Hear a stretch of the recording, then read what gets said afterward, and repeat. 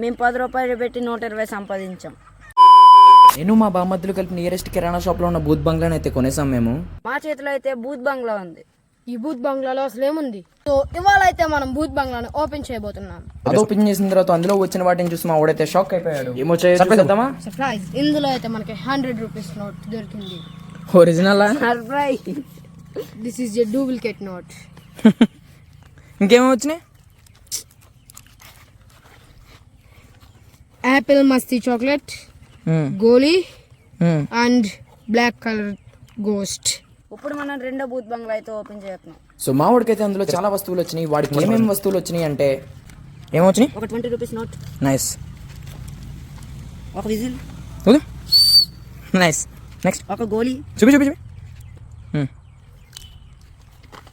ఇంకా same chocolate అయితే వచ్చింది. 120 తీసుకుని పాపాలు అనుకో. Thank you.